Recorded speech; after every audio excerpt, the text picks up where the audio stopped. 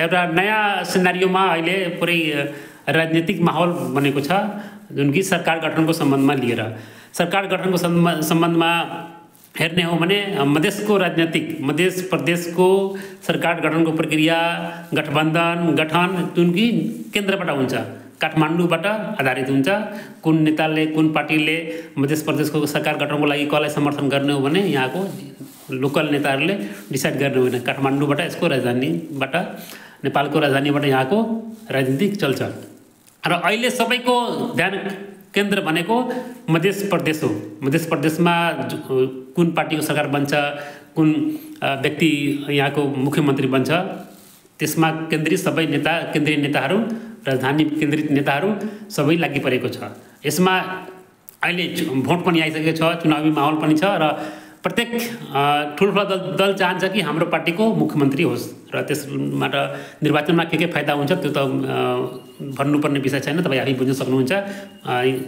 मुख्यमन्त्री यदि जुन पार्टीको भयो भने त्यसले कति फाइदा पाउँछ, के पाउँछ त्यो तपाईँ आफै मूल्याङ्कन गर्नुहोला निर्वाचनको समयमा।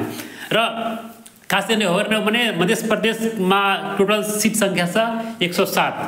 बहुमतको लागि चाहियो 54, 7 मध्ये केही निलम्बित सांसदहरू पनि छन्। र तपाईँले म सिट सङ्ख्याको बारेमा डिस्क्राइब गर्छु। नेकपा एमाले टोटल अहिले बहुमत ठुलो, सबैभन्दा ठुलो दल छ मध्य प्रदेशमा। एमाले 24, नेपाली काङ्ग्रेस 22, जनता समाजवादी पार्टी 19, जनमत पार्टी 13, लोकतान्त्रिक समाजवादी पार्टी 9, माओवादी केन्द्र 9, एकीकृत समाजवादी पार्टी 7 र बहुमतको लागि सदस्य सङ्ख्या चाहियो 54। यसमा 3वटा सिनारियोमा हेर्दैछु, 3वटा सिनबाट मुख्यमन्त्री हुन सक्छ पार्टीहरूको, गठबन्धन पार्टीहरूको त्यो राजनीतिक चाल। अब यसलाई यसरी बुझ्नु। सिनारियो नम्बर 1, सिनारियो नम्बर 1 मा के छ कि काङ्ग्रेस, एमाले, जनमत 3टा पार्टीको यदि समीकरण भयो भने यहाँ यिनीहरूको कुल सङ्ख्या आइरहेछ 56 देखि 59वटा सिट, 59वटा जनमत आइरहेछ, 59वटा प्रदेश सभासदको समर्थन आइरहेछ, यिनीहरूको बहुमत साबित गर्न पुग्छ।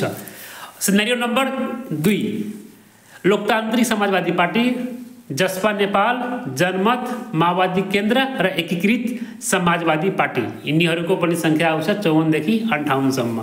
सिनारियो नम्बर 2 बुझ्नुभयो। त्यसपछि सिनारियो नम्बर 3। अब सिनारियो नम्बर 3 भनेको मधेस केन्द्रित मोडल हो। यो मधेसवादी दलहरू, मधेसवादी पार्टीहरू एक भएर मुख्यमन्त्री आफ्नो दिने, यो सिन नम्बर 3 हो। जसमा आउँछ जसपा नेपाल, त्यसपछि आउँछ जनमतमा अहिले अलग अलग गुट छ। त्यसपछि आउँछ माओवादी केन्द्र, त्यसपछि आउँछ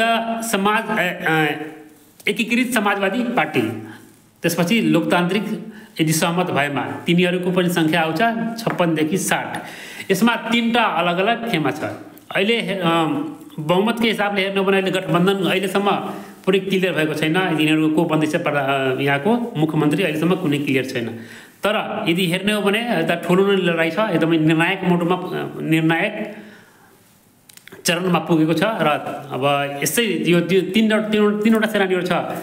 हेर्ने हो भने अहिले सम्भावित मुख्यमन्त्री नेपाली काङ्ग्रेसबाट कृष्ण प्रसाद यादव, जुन कि रौतहटबाट हुनुहुन्छ, र अर्को सम्भावित मुख्यमन्त्री जितेन्द्र सोनल, 2जनाको अनुहार मैले मिडियामा चर्चा छ।